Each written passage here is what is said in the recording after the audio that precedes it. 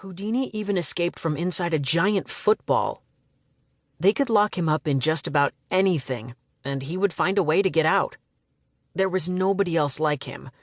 A century ago, Harry Houdini was one of the most famous people in the world.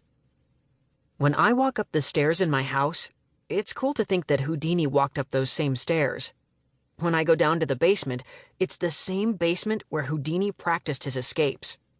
When I go to sleep at night, I'm sleeping in a room where Harry Houdini might have slept. When I get up in the morning, I step on a floorboard next to my bed that makes a loud creaking sound that Houdini might have heard when he lived in the house 100 years ago. Living in the house once owned by this famous guy, I naturally became curious about him. I've read a bunch of biographies and learned a lot. To be completely honest, I'm sort of obsessed with Houdini and with magic. People walking past my house are always stopping to take pictures of the plaque on the wall and asking me questions about Houdini. It makes me feel like I'm a little famous too. I like that. Oh, I forgot to tell you. The funny thing is, my name is Harry too. My parents didn't name me after Houdini. They just liked the name. And my last name is Mancini, which sounds a lot like Houdini. Mancini is an Italian name. Houdini wasn't Italian. In fact, he wasn't even born with the name Houdini. Harry Houdini's real name was Eric Weiss. He was a Jewish kid who was born in Budapest, Hungary. His family came to America and lived in Wisconsin before they moved to New York City when Eric was a teenager. Growing up, Eric's idol was a French magician named Robert Houdin.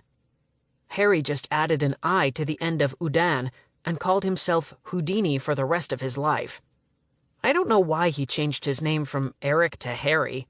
I guess he thought Harry Houdini sounded better than Eric Houdini. Lots of kids from school have seen the plaque on the wall, of course, so everybody knows I live in Houdini's house. Sometimes they ask me to do magic tricks, so I learned a few. You know how grown-ups always say, "Don't try this at home, kids"? Well, here's a really simple magic trick you can try at home to impress your friends.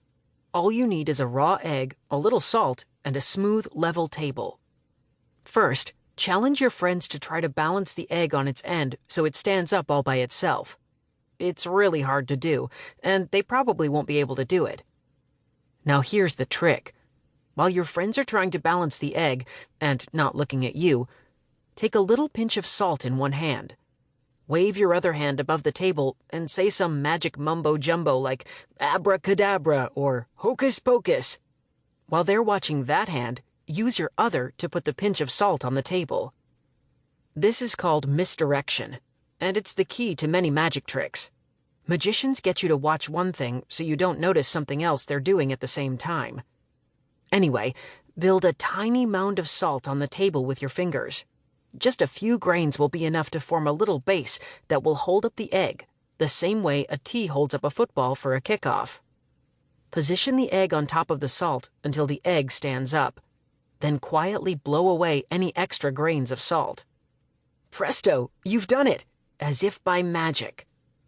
For the fun of it, tell your friends some more mumbo-jumbo about how the position of the sun and the moon on that particular date make it possible to make an egg stand up on one end. That's garbage, of course, but it sounds like it makes sense. It's pretty cool to see the look on your friends' faces when the egg stands up by itself. Maybe I'll be a magician when I grow up. My best friend, Zeke Austin, already calls me the Great Mancini. Houdini was a really mysterious guy, so naturally there are rumors that my house is haunted. In fact, the lady who owned the house after Houdini died was convinced there was buried treasure in the basement. She spent a year digging around down there, but she never found anything. People make up crazy stuff like that all the time.